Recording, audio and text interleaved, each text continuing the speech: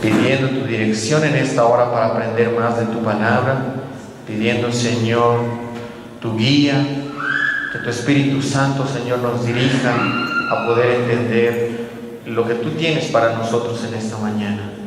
Señor, en este día tu pueblo se congrega alrededor del mundo para escuchar qué es tu voz, Señor, para nosotros en nuestra vida diaria. Queremos saber y vivir a la altura de lo que hemos experimentado, Señor, el haber sido regenerados y salvados ahora por la obra de tu Hijo Cristo. Padre, que este tema que veamos no sea tomado a la ligera, que sea realmente tomado de manera seria, que podamos ser soldados, que podamos ser hombres, mujeres que estén comprometidos con la mortificación del pecado.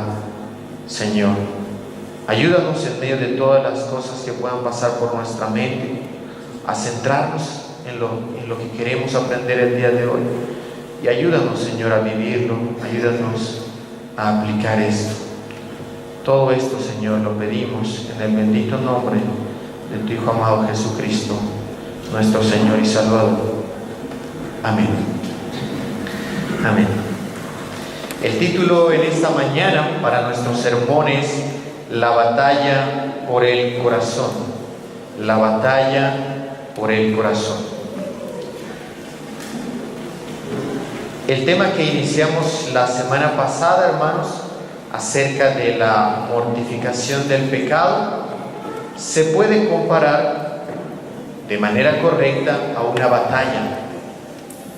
Y de hecho, hermanos, la batalla contra el pecado es la batalla más importante para todo creyente. La palabra mortificación proviene del latín, ese es su origen etimológico, y está compuesto de dos palabritas. La primera palabra es mors, que significa muerte, y la segunda palabra es facere, que significa hacer. Así que de manera sencilla, de manera literal, lo que significa mortificar significa hacer morir. Esa es la definición más sencilla, hacer morir. Así que vamos a estudiar estas semanas este tema de hacer morir, y vamos a explicar qué es lo que vamos a hacer morir. Vamos a explicar que esto es una batalla. Y en una batalla, queridos hermanos, no vamos nosotros, quizá como antes se hacía en el pasado, ¿verdad? Aquí en nuestro país, una batalla tú no vas a pelear con globos, ¿verdad? No vas a ir con serpentinas, con misturas. No, eso no se trata una batalla. Una batalla es algo serio. Una batalla conlleva un sacrificio, conlleva una renuncia. ¿Y qué es aquello que debemos hacer morir? ¿Qué dice la palabra de Dios que es aquello con lo que vamos a luchar? Bueno, en el libro de Colosenses, capítulo 3, versículo 5, nos enumera el apóstol Pablo una serie de elementos con los cuales nosotros vamos a luchar, que se pueden resumir con aquellos pecados, aquel remanente que todavía mora en nosotros. ¿Qué significa esto, hermanos? Aunque nosotros hemos sido rescatados por Cristo, aunque hemos sido libertados para siempre de la esclavitud del pecado, todavía luchamos con los vestigios, con los residuos que quedan en nosotros. ¿Es eso una realidad que experimentamos? ¿Verdad? ¿Lo experimentas todavía?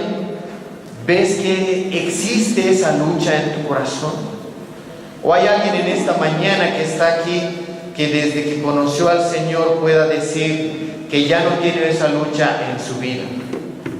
Quizá tal persona ya está caminando en un cuerpo glorificado, pero la Biblia nos dice que eso no es así. La Biblia nos dice que llegará un día en el que nosotros seremos como Cristo. Por fin venceremos al pecado en toda su plenitud. Así que tenemos que partir de esta realidad. Todos aquellos que hemos sido rescatados aún luchamos con el pecado. A veces las personas piensan que cuando llegan a la iglesia y cuando quieren tomar el paso de bautizarse, no quieren hacerlo, tienen mucho temor. ¿Por qué? Tienen una falsa concepción de lo que es ser un cristiano. Piensan que un cristiano está prácticamente restringido al pecado, que ya no peca, y como que esa idea no les gusta a las personas y dicen, bueno, a mí todavía me gusta mi pecado, así que yo no me quiero hacer cristiano porque quiero todavía disfrutar de mi pecado. Pero la realidad es, hermanos, que aún como creyentes seguimos luchando con el pecado día a día, día a día. Y este es el tema entonces que hablaremos en esta oportunidad. A manera de introducirnos, hace algunos años, probablemente ustedes han visto esta película, un productor realizó, pero no solamente la realizó, sino también la interpretó. Una de las películas más memorables de todos los tiempos. La trama de la historia se desarrolla en una época muy oscura, muy triste que vivió la humanidad. Parte de la historia trata de un padre que protege a su hijo en medio de una guerra. Y la forma en cómo lo hace es una forma muy peculiar. La forma en que hace que el hijo pueda estar todavía con esperanza en medio de esta situación es muy peculiar. En medio de esta situación tan dramática que están viviendo, lo que hace el padre es fingir que todo lo que están viviendo es parte de un juego para obtener un premio. Tal vez algunos ya tienen la idea en mente, ¿verdad?, de qué película estamos hablando. ¿Qué hace el niño? El niño asimila eso y no se percata a profundidad de la situación que están atravesando. Pero todo esto, hermanos, que estaban viviendo no era un simple juego. Estaban viviendo uno de los momentos más trágicos de la humanidad. ¿A qué momento nos referimos? Estaban viviendo la Segunda Guerra Mundial, que dejó como resultado aproximadamente 33 millones de muertes. 33 millones de muertes. Hay una batalla, hermanos, que nosotros cada día tenemos. Está sucediendo constantemente en los creyentes.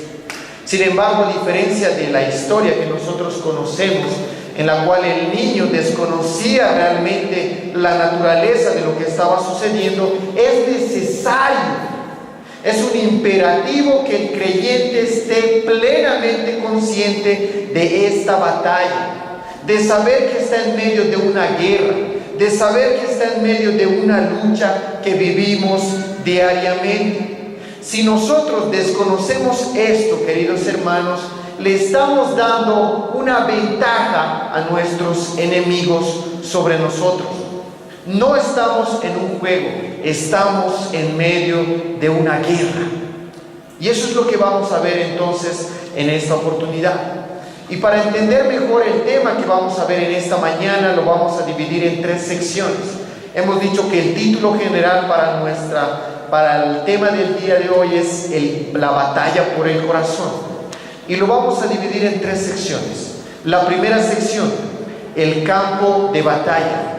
La segunda sección, el enemigo en la batalla. Y la tercera sección, la lucha en la batalla. Vamos a ver entonces el primer punto en esta mañana. La lucha con el pecado, hermanos, tiene un campo de batalla. Se da en un lugar. Y lo que tenemos que entender es que la lucha con el pecado no es una mera cuestión externa. No se trata solamente de un cambio de comportamiento. La Biblia nos va a explicar eso con mucha claridad en todas las escrituras. Como hemos leído, ¿verdad?, en Mateo capítulo 15, versículo 19. ¿De dónde es que salen todos los actos pecaminosos? ¿De dónde provienen, hermanos? La Biblia dice que sale del corazón. En el contexto del pasaje, de todo lo que nosotros hemos visto, estamos viendo que los fariseos y los escribas se acercan a Jesús a confrontarle y hacerle una pregunta. Le dicen: ¿por qué, maestro, tus discípulos no guardan las leyes ceremoniales? ¿Por qué ellos comen con las manos sucias?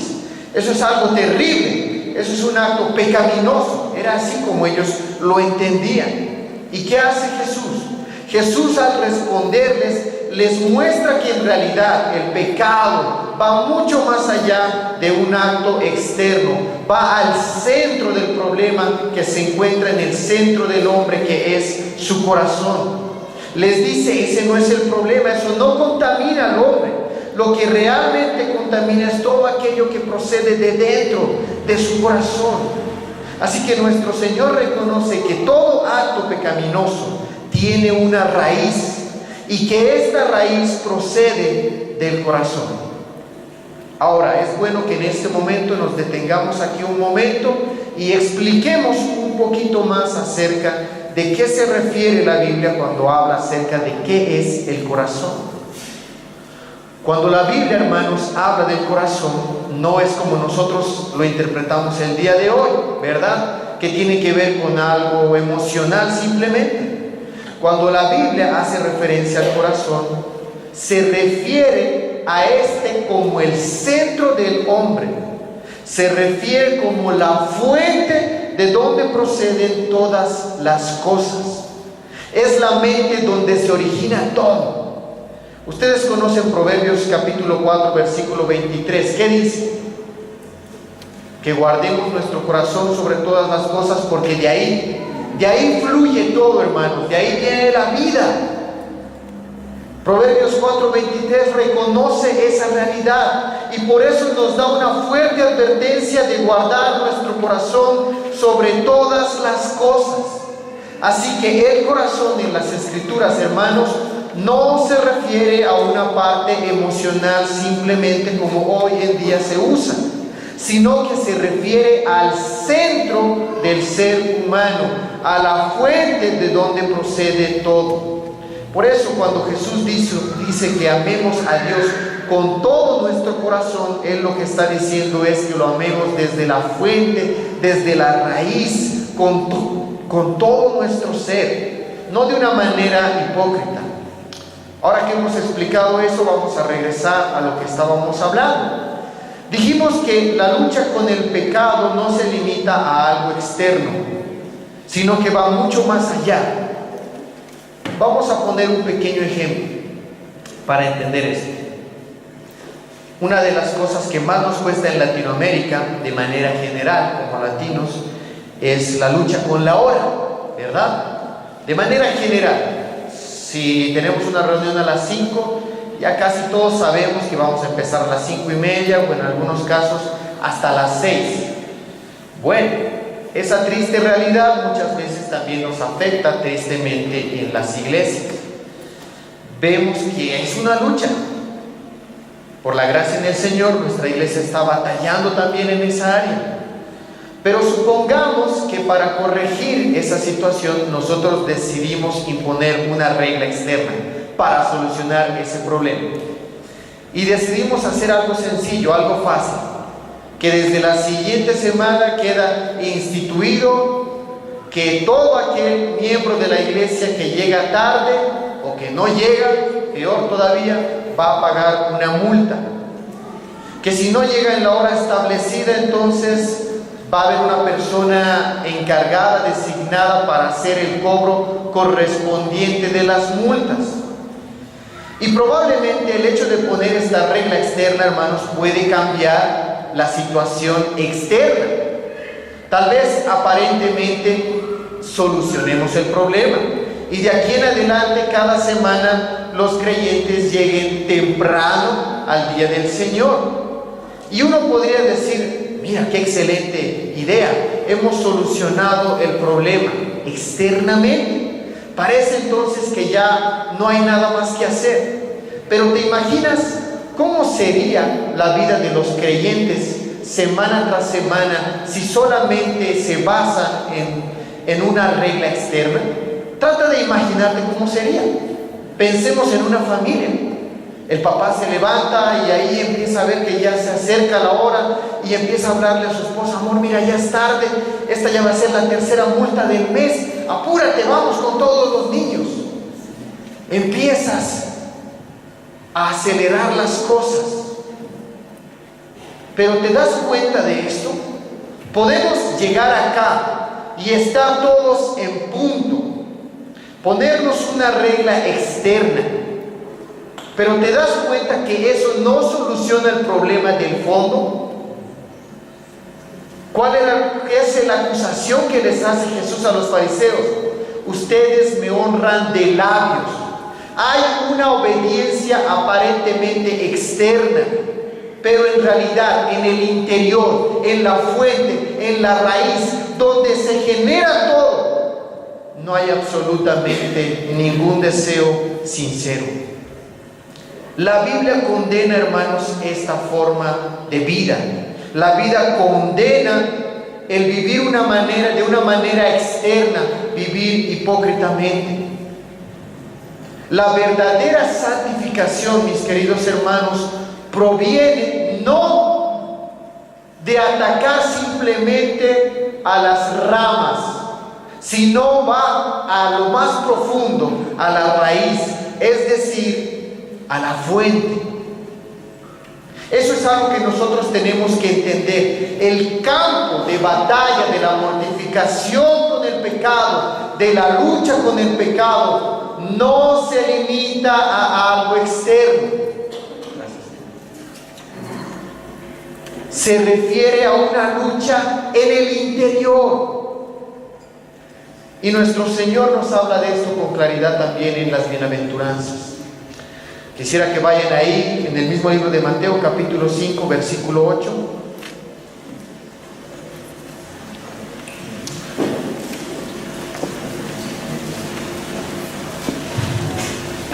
Dice así: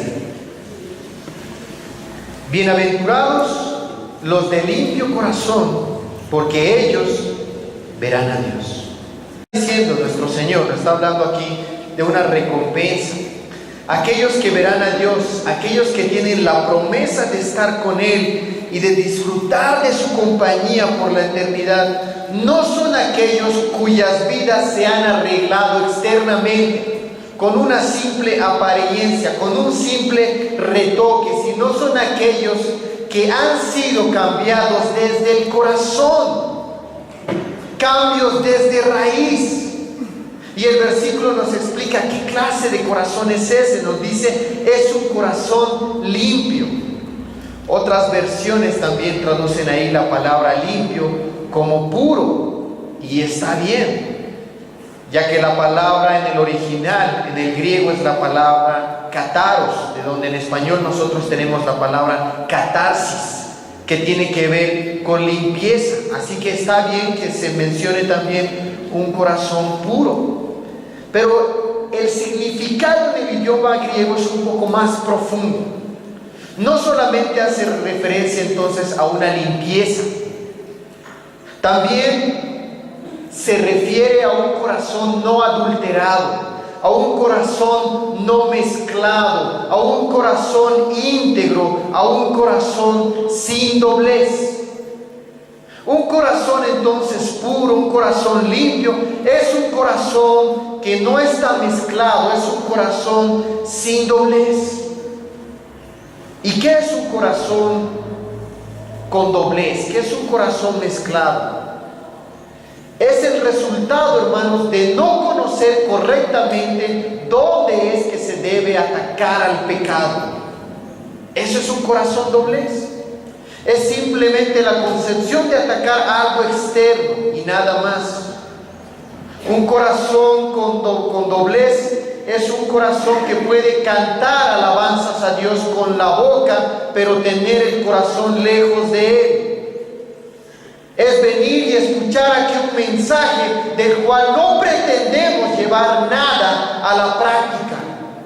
Es tener tu nombre en la membresía de la iglesia, pero no tener ningún compromiso serio con la iglesia del Señor. Es practicar los medios de gracia de una manera hipócrita, como lo menciona nuestro Señor en Mateo capítulo 6. Decir oraciones que en realidad no sentimos ni deseamos.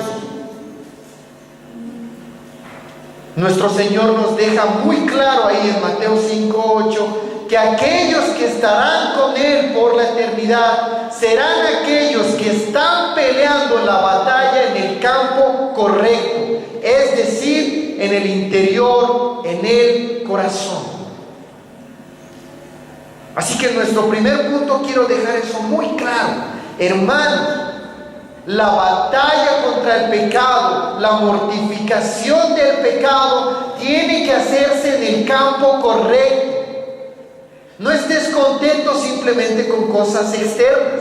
Y aquí viene una advertencia muy importante para nosotros como padres.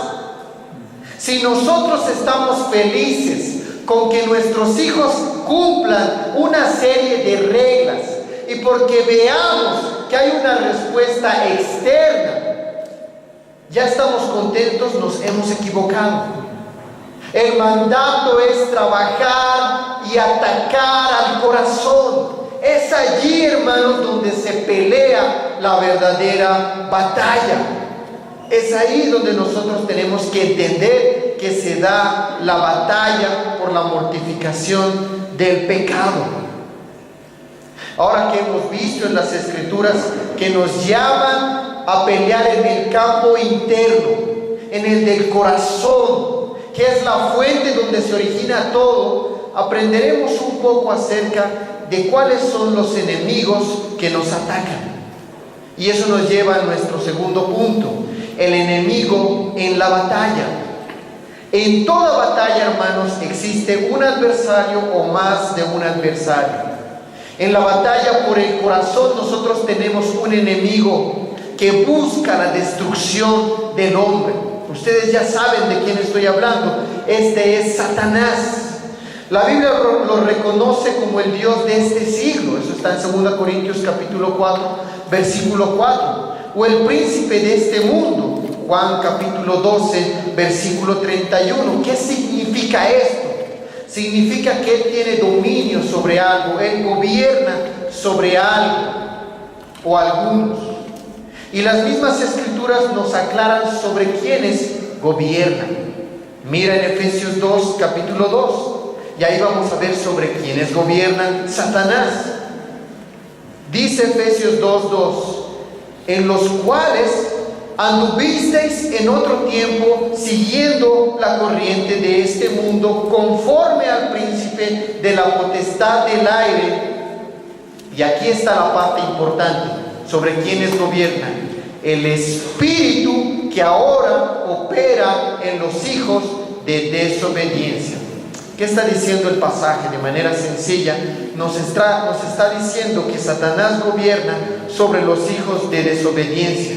¿Quiénes son los hijos de desobediencia? Son los incrédulos. Son aquellos que no han conocido todavía al Señor como su Salvador. Recuérdate un poquito lo que acabamos de aprender. Que para gobernar al hombre es necesario ser el dueño de su corazón, puesto que este es el centro del ser humano. Jesús, al referirse también a este grupo en Juan capítulo 8, versículo 44, les dice una acusación muy fuerte. Ustedes pertenecen a Satanás, ustedes son hijos de Satanás. ¿Y cómo podía decirles eso? Estaba diciendo ustedes, su corazón le pertenece a Satanás. Aunque aparentemente hay una obediencia externa, pero en su corazón, como Él sigue siendo el dueño, ustedes son hijos de Satanás. Vamos a decirlo de otra manera y quiero que te grabes esto en tu corazón. Es un principio clave. Aquello o aquel que posee tu corazón es tu Señor. Aquello o aquel que posee tu corazón es tu Señor. Todos los hombres nacemos en este estado, siendo presos de Satanás, siendo esclavos del pecado. Eso también fuimos tú y yo en algún momento, hasta que Cristo nos salvó. Y ahora Cristo es el dueño de nuestro corazón. Él posee nuestro ser. Ahora que el Señor nos ha salvado, se han roto las cadenas de Satanás y el pecado para siempre. Y Cristo es ahora quien gobierna en nuestros corazones. Sin embargo, hermanos, Satanás no está contento con esta realidad. El apóstol Pedro lo dice enfáticamente a manera de advertencia a la iglesia que estaba pasando por una persecución. En la primera carta que le escribe, capítulo 5, versículo 8, les dice: sed sobrios y velad, porque vuestro adversario, el diablo, como león rugiente, anda alrededor buscando a quien devorar. ¿Y a quiénes está buscando? A los creyentes. El apóstol Pedro está hablándoles a la iglesia: tengan cuidado, Satanás está haciendo eso. ¿Cómo es que Satanás busca devorarnos o hacernos daño? Para esto nos va a ayudar el principio que aprendimos hace un momento. ¿Te recuerdas el principio? Satanás sabe que aquello que posee el corazón de uno es señor de este. Aquello que posee el corazón de uno es señor de este. Ahora, aquí tenemos que hacer una aclaración importante.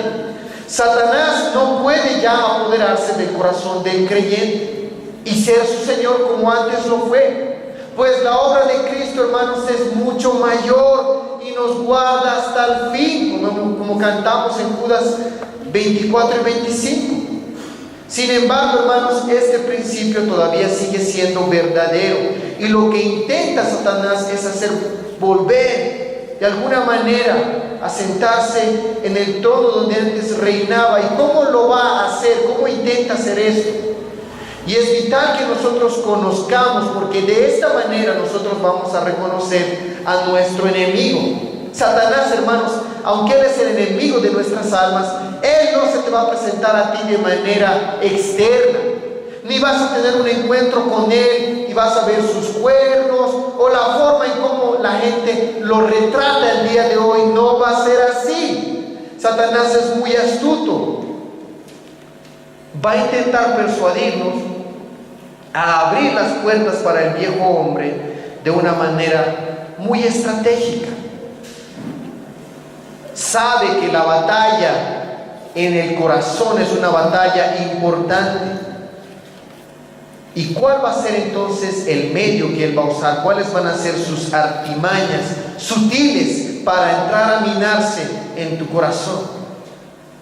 Porque si él viniera así, tal como es, o tal vez como lo grafica la gente, probablemente tú no cederías, ¿verdad?, al pecado. Apártate de mí, Satanás. Como hacen muchos hermanos en algunas iglesias que ven a Satanás por todo lado y lo andan reprendiendo por todo lado. Pero no, Satanás, hermanos, es más inteligente. Él sabe que la manera de minar el campo de batalla, de poner minas en nuestros corazones, es por medio de ídolos que atraigan a nuestro corazón. Y esto es algo muy sutil, hermanos. Estos son los enemigos de nuestras almas.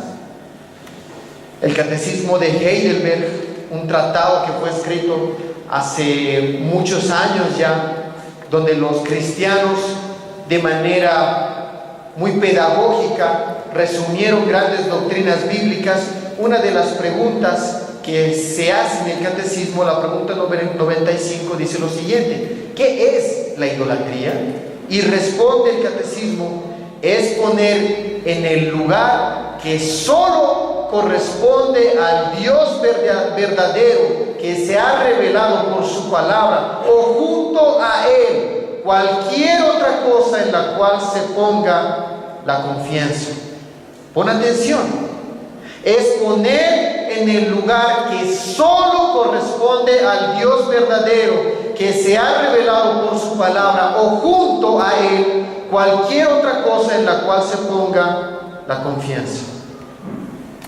¿Qué quiere decir eso, hermanos? ¿Te estás dando cuenta que un ídolo no tiene que ver simplemente con tener una imagen o una estatua a la cual tú puedes honrar y venerar? Un ídolo es aquello que nos promete la satisfacción y el placer que solo podemos encontrar en Dios. Un ídolo nos hace pensar que no podemos vivir sin eso. Ponemos nuestra confianza en ese ídolo. ¿Ves que la idolatría no se limita simplemente a imágenes u objetos tallados, sino que es todo aquello que se levante en el corazón del hombre como su objeto de mayor veneración? Así que los enemigos que van a venir, hermano, a tu alma, que son enviados a luchar la batalla por nuestro corazón, son los ídolos que nos hacen falsas promesas, que tal vez en sí muchos de ellos no aparentan ser malos para nada, pero nosotros dejamos que se empiecen a levantar en nuestros corazones y tomen el lugar de Dios o se pongan al mismo nivel.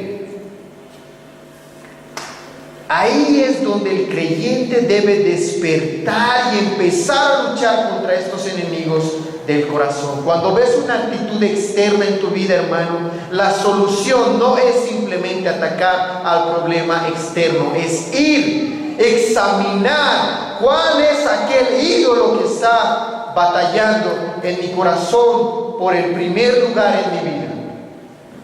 Un siervo del Señor en el pasado reconoció esto y mencionó lo siguiente en una frase: el corazón del hombre es una fábrica de ídolos. El corazón del hombre es una fábrica de ídolos.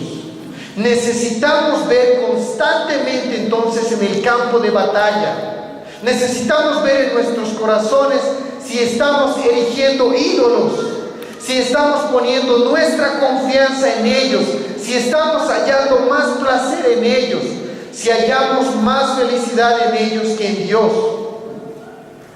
Y esto es una realidad, hermanos, por causa del remanente de pecado que todavía mora en nosotros. Es necesario que constantemente te dirijas al campo de batalla a destruir estos ídolos. De lo contrario, si nosotros no lo hacemos, vamos a dar cabida a esto en nuestras vidas y vamos a sufrir bastante. Hay muchas cosas que en sí no son malas, pero que nosotros podemos hacer de esto un ídolo. Podemos ponernos en el primer lugar en nuestras vidas. Si tal vez tú empiezas a hallar mayor satisfacción en la comodidad y empiezas a sentirte lleno, completo, entonces estás empezando a erigirlo como un ídolo, levantándolo como un ídolo en tu vida. Y tu corazón gira en torno a ese ídolo. Empiezas a creer que tú mereces lo mejor. Y que cuando no tienes esa comodidad que tú crees merecer, eso te hace sentir infeliz, ya que tú piensas que eso es lo que te da la verdadera felicidad. Si empiezas a hallar mayor felicidad y complacencia cuando tienes una buena estabilidad económica y empiezas a ponerlo ahí en tu corazón como algo importante y se levanta poco a poco como un ídolo, ¿qué es lo que haces? Empiezas a poner tu confianza en el dinero. Empiezas a poner tu gozo en aquello, en lo que posees. Y por lo tanto, tratas de saciar a tu ídolo, tratas de alimentarlo. ¿Y qué es lo que haces? Buscas como prioridad las riquezas. ¿Te das cuenta, hermano? En sí estas cosas no son malas. Pero nosotros empezamos a levantar ahí en nuestro corazón cualquier cosa, cualquier pensamiento a la altura del lugar de Dios. Aquel que tiene que ser el que nos satisfaga en la verdadera felicidad. Si empiezas a hallar mayor felicidad en el reconocimiento de las personas, en aquello que hacia ti, estás empezando a elegir un ídolo. Y para hacer eso vas a buscar entonces el reconocimiento de las personas. Te va a gustar que hablen de lo bueno que eres en tal o cualquier cosa. Vas a empezar a buscar la felicidad en que la gente reconozca qué es lo bueno que tú eres, ya sea en lo que haces o tal vez en una ocupación o en una profesión que tú tengas. Ahí está tu satisfacción y tu gozo. Y cuando la gente no reconoce eso en ti, tu esfuerzo, quién eres tú, eso empieza a molestarte. entonces estás dejando que esos ídolos crezcan en tu corazón. Y en vez de debilitar más cada día al viejo hombre, le estás dando oportunidades para que nos arrebate el verdadero gozo y la felicidad eterna que solamente se halla en Dios. Hemos hablado entonces de los enemigos que pelean por nuestro corazón. Satanás y los ídolos que muchas veces nosotros mismos erigimos. Ahora veremos cómo es que nosotros podemos luchar esta batalla. Este punto que vamos a ver en particular, hermanos, se va a ir ampliando mucho más en las próximas exposiciones, las siguientes semanas. Pero en esta mañana vamos a ver un aspecto importante. Y eso nos lleva al tercer punto, la lucha en la batalla. Si tú no luchas en contra del pecado, ¿sabes? El pecado, los ídolos que dejas tú que crezcan en tu corazón, no son agentes neutrales y pasivos. Si tú no luchas intencionalmente, no examinas en tu corazón para ver si hay minas ahí de ídolos en tu corazón, si no lo haces, tienes que saber que otro sí lo va a hacer. Otro sí está siendo diligente en su tarea. Los ídolos lo van a hacer, van a luchar en contra tuya y habrá serias consecuencias. Si no luchas contra los ídolos en tu corazón, vas a perder el gozo de tu Señor. ¿Te recuerdas lo que aprendimos hace algunas semanas cuando predicó el pastor Ariel en el libro de Apocalipsis? Lo que es perder nuestro primer amor, lo que es dar cabida a otras cosas en nuestro corazón o a personas que ocupen el primer lugar en nuestras vidas y que definan nuestro gozo, nuestra verdadera satisfacción.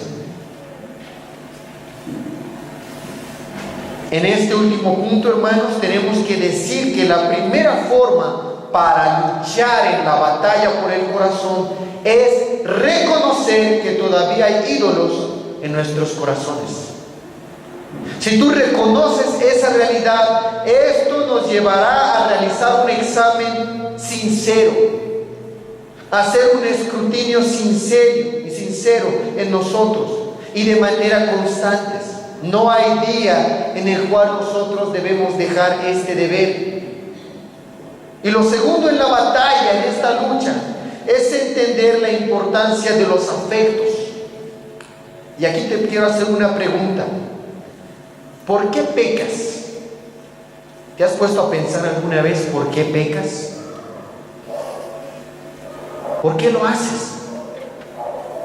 ¿Será que de pronto tú estás ahí andando y como, uy, pequé, no me di cuenta? Wow, ¿qué habrá pasado? ¿Es así? ¿Por qué pecamos? ¿Por qué permites que estos ídolos crezcan en tu corazón y por qué los alimentas? ¿Por qué? La respuesta es sencilla: porque amas hacerlo. En otras palabras, hayas satisfacción en hacerlo. Si tú no amaras tu pecado, no lo cometerías. Pero pensamos que por medio de ese pecado hallaremos felicidad, hallaremos placer, hallaremos comodidad, esperanza. Eso es amar. Conocer esto nos ayuda de la siguiente manera en la batalla por el corazón. La lucha es en realidad entonces por nuestro amor. Amamos nuestros ídolos porque nos hacen pensar que nos darán felicidad. El pastor Bryan Chapell dijo lo siguiente al respecto de esta lucha con el pecado. ¿Cuál es la única razón por que el pecado tiene poder en tu vida? Es porque lo amas. Si el pecado no te atrajera, no tendría ningún poder sobre ti. La razón por la que pecamos es porque amamos hacerlo. Y aunque es duro de escuchar esta realidad, nos trae a un maravilloso entendimiento. Porque eso significa que el poder para vencer el pecado es tener un amor más grande. Ahora, ¿qué quiere decir eso, hermanos? Eso significa que la forma en cómo vencer a los ídolos de nuestro corazón se halla en ver el verdadero valor de Dios y del sacrificio de Cristo por nosotros en la cruz. Cuanto más conscientes estemos del sacrificio de Cristo, menos valor tendrán para nosotros estos ídolos que nos acechan. Podremos decirle: comodidad, tú no moriste por mí en la cruz. Mi Cristo descendió desde su trono en humildad para salvarme. Dinero, tú no compraste mi salvación. Fue la sangre preciosa de Cristo. Por eso no he de confiar en ti, sino en mi Salvador. Reconocimiento, tú no eres mi verdadero valor y gozo, sino que mi verdadero gozo se halla en la identidad que ahora tengo en Cristo. Necesitamos ver el verdadero valor de Dios, porque entonces veremos el gran amor que Él tuvo hacia nosotros, y eso corresponderá en amor hacia Él. En el libro de Romanos, capítulo 12, versículos 1 al 2, nos habla el apóstol Pablo de una realidad importante. Parte del versículo dice así: no os conforméis a este siglo, sino transformaos por medio de la renovación de vuestro entendimiento. La forma en que destruiremos a los ídolos del corazón es hablando directamente al corazón, atacando ahí al corazón con la verdad del Evangelio y llevando todo pensamiento cautivo que se quiera elegir en contra de Dios delante de su presencia, exponer su falsedad. Son falsos dioses. El conocer el sacrificio de Cristo por nosotros, hermanos, nos ayudará a destruir los ídolos que quieren robarnos la verdadera felicidad que Cristo consiguió por nosotros. Y eso no depende de ninguna circunstancia, sino que están cimentadas en la obra de Cristo. Todo lo que hemos hablado, hermanos, es algo real en tu vida. ¿No has sentido alguna vez ese peso en tu corazón? Y eso se ve en la práctica, ¿verdad? A veces confiamos más y ponemos como ídolo a otras cosas en nuestro corazón. Recuerdo todavía la conversación que tuvimos con una persona hace algunos meses cuando fuimos a compartir el Evangelio en su casa. Y le hablamos del Evangelio y parecía entender. Al final nosotros entendemos que es una obra del Espíritu Santo y nosotros somos simplemente proclamadores de su Evangelio. Pero lo llamamos al arrepentimiento a ese padre de familia y le animamos a que abandone su pecado, le exhortamos a que haga eso. Le dijimos: tienes que congregarte en una iglesia donde se predique el Evangelio. Y su respuesta fue: no puedo hacerlo, porque ese día yo tengo que trabajar. Si ese día yo no trabajo, probablemente eso va a afectar en mi hogar. De alguna manera, muchas veces nosotros empezamos a poner nuestra confianza en otras cosas. Y aunque mencionamos a Dios como nuestro Señor, es mentira. No creemos que Él nos pueda sustentar si nosotros somos fieles a su palabra. John Flavel, un puritano del pasado, lo expresó de la siguiente manera en un libro muy famoso que titula Guardando el Corazón. Él dijo lo siguiente respecto de esta realidad de la lucha contra el pecado, de la mortificación del pecado: te costarán unos gemidos y dolores del alma. Está hablando acerca de la lucha contra estos ídolos. El mantenimiento del corazón es un trabajo que nunca se finaliza hasta que se termina esta vida. No hay tiempo ni condición en la vida de un cristiano que sufra una interrupción de este trabajo. Esta es la lucha, mis hermanos. Este es nuestro deber más imperante. Estamos llamados a seguir debilitando al viejo hombre con la verdad del Evangelio. Si así lo hacemos, si mortificamos nuestro pecado, hallaremos más gozo y deleite del Señor.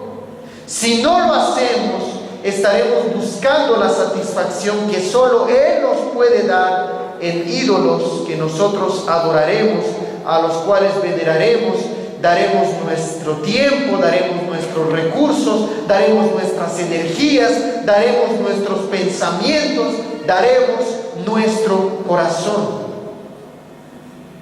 Y estos ídolos tarde o temprano mostrarán que son insuficientes para satisfacer el verdadero anhelo del alma que ha sido redimida.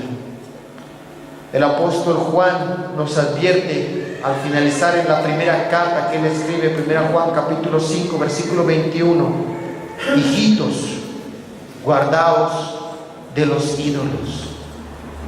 Guardaos de los ídolos. De una manera muy cariñosa, muy afectuosa, nos advierte: tengan cuidado. Así como tú lo haces con tus hijos. Hijo, ten cuidado de estas cosas. Esto es algo muy peligroso si tú le das cabida en tu corazón. Si descuidas la batalla por el corazón, empezarás a vivir una vida de hipocresía. Es posible que cumplas un par de leyes externas, pero con un corazón que está lejos de Dios.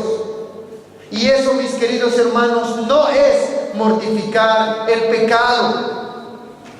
La verdadera mortificación, como hemos dicho en un principio, ha de librarse en el campo correcto contra los verdaderos enemigos en las fuerzas del Señor. Y hay una advertencia que nosotros tenemos que tener muy en cuenta. Si nosotros dejamos que el pecado se aloje tranquilamente en nuestros corazones, si dejamos que constantemente se desvíe de Dios de forma habitual y sin control, eso es un síntoma muy triste y muy peligroso. Y aquí viene una advertencia para aquellos que están dentro de nuestra iglesia, pero que están viviendo vidas hipócritas. Debes poner atención seriamente al hecho de no ver evidencias en tu vida de esta batalla. Hermanos, en toda batalla, aquellos que están peleando la batalla tienen marcas. Y como el apóstol Pablo nos dice, llevan las marcas de Cristo. Hay una renuncia, hay un sacrificio en medio de la batalla, hay un avance. Aún el creyente más débil, que tal vez da 3 pasos adelante y luego 2 atrás, pero siempre avanza. Hay una evidencia de esta batalla. Sabes que esos ídolos en tu corazón no te darán la verdadera paz. Pero si tú estás hoy en la iglesia y tal vez estás dejando que esto suceda de manera habitual, dejas que te gobiernen toda clase de ídolos y estás en clara oposición a Dios, debes tomar esto que estamos aprendiendo hoy como una seria advertencia. Probablemente estás engañándote. No te conformes con algo meramente externo. Hemos estado viendo en los días sábados con los jóvenes, y por cierto todos están invitados, hermanos, la realidad que existe dentro de las personas que vienen a la iglesia, que pueden mostrar una apariencia externa de cambio, pero que en sus corazones ellos saben que es mentira. Pero el problema es que no examinan su corazón, no van al interior, no ven el problema de la raíz. Y lo que hemos estado aprendiendo ahí los días sábados es, y tienes que tener mucho cuidado con esto, todas y cada una de las cualidades que tiene un creyente se pueden imitar, todas. Puedes tener falsificaciones de las cualidades que tienen los creyentes. Puedes tener una fe falsa, una fe demoníaca. Puedes tener un arrepentimiento falso. Puedes tener un amor falso. Puedes tener una adoración hipócrita. Y si tú estás conforme simplemente por ver ciertas expresiones externas en tu corazón, pero si no examinas si realmente está sucediendo una batalla diaria, no hay un contentamiento, no hay un descanso. Tenemos que estar pendientes, hermanos, de lo que está sucediendo acá. Y tú sabes, si eres creyente, que cuando dejas por un tiempo de examinar en tu corazón, empieza a crecer ahí como la maleza esos ídolos, y te das cuenta. Y por la gracia de Dios, aquellos que son del Señor en algún momento reciben su disciplina, y vemos entonces cómo nos habíamos alejado de Dios, cómo nuestro trabajo nos había consumido, cómo el dinero había sido ahora nuestra confianza, cómo nuestra familia se había convertido en el primer lugar en nuestras vidas o cualquier otra cosa. Pero tienes que tener esto como una seria advertencia. Si tú vienes acá, quizá de manera regular, pero si no hay una lucha verdadera en tu corazón y no hay marcas que tú estés llevando esta lucha, es un buen punto de partida, un buen termómetro para que tú seriamente cuestiones si eres salvo o no. No estés contento simplemente con algo externo. En los evangelios vemos que Jesús confronta duramente a aquellos que vivían vidas hipócritas y solamente de apariencia.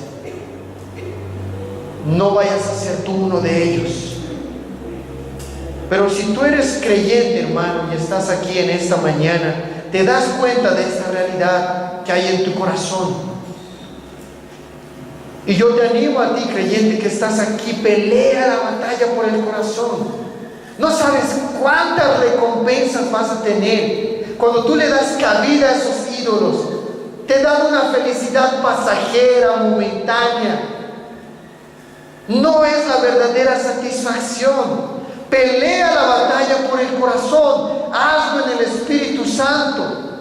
Examina cada vez constantemente si hay algo que quiere ocupar el lugar de Dios en tu vida. Pregúntate, ¿qué es aquello que está llenando mi corazón? Y una manera muy eficaz para luchar esto por el corazón es llenando nuestro corazón con la verdad de la palabra de Dios. Así vas a reconocer con más facilidad a los ídolos en tu corazón. ¿Qué dice el salmista en el capítulo 119, versículo 11? En mi corazón, en el centro, en la fuente, en el campo de batalla donde se lucha la batalla, ahí he guardado como un tesoro tu palabra, como lo más valioso, para no pecar contra ti. Si nosotros, hermanos, queremos ser serios con la mortificación del pecado, estas han de ser nuestras armas para la pelea. Y si hay alguien aquí en esta mañana que nos visita tal vez por primera vez, o alguna vez tal vez ya llegaste acá, ya sea por alguna invitación o de manera providencial, el Señor te trajo aquí a este lugar, y tú no eres creyente y eres incrédulo, ¿sabes?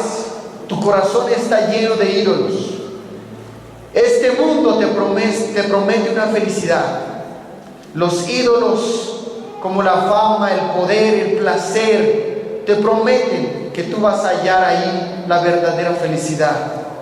Pero déjame decirte algo: todas estas cosas son pasajeras, todas estas cosas son inútiles, y el día del Señor el día que tú te presentes delante de Él, tu vida será como la hojarasca.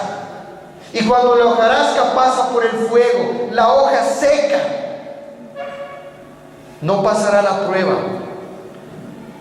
Tus ídolos no te salvarán en el día del juicio.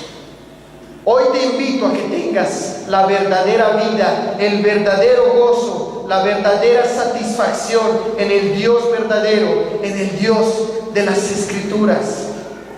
Aquel a que nosotros podemos amar por lo que Él ha hecho por nosotros.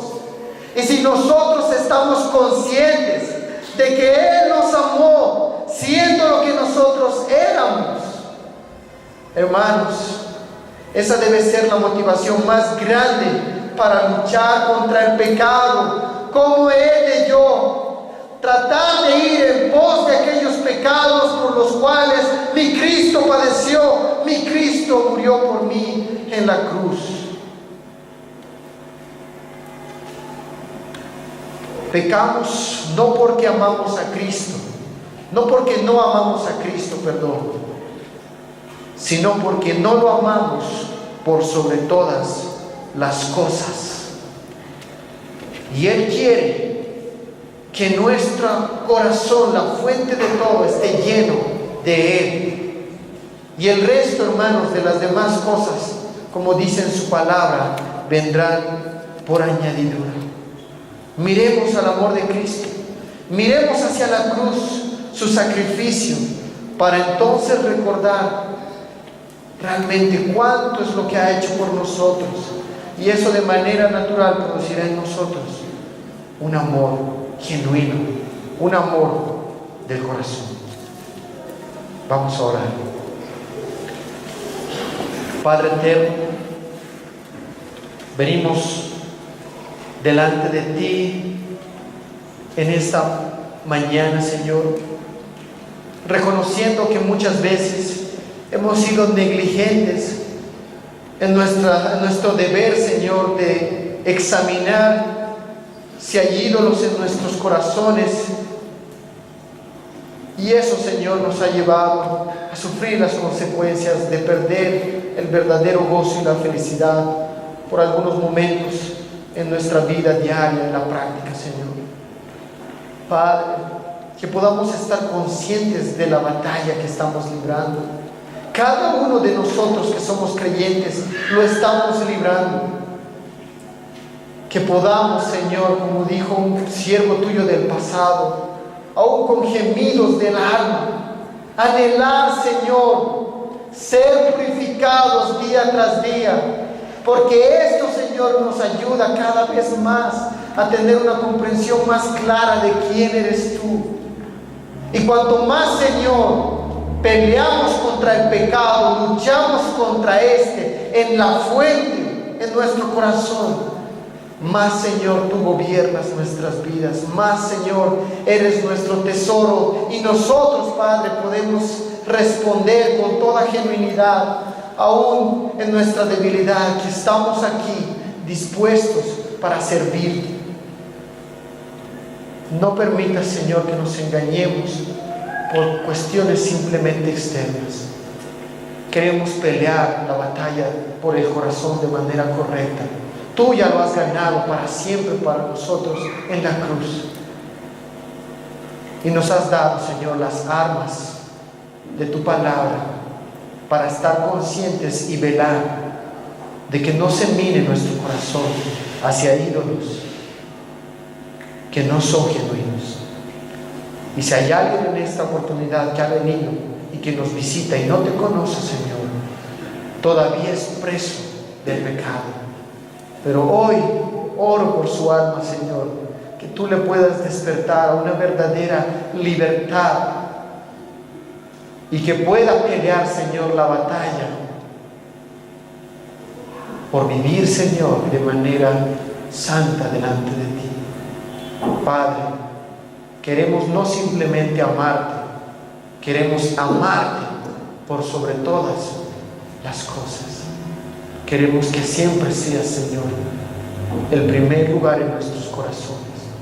Y cuando no lo sea, Señor, y nuestra confianza se aparte a otra cosa, permítenos Usa aún las pruebas.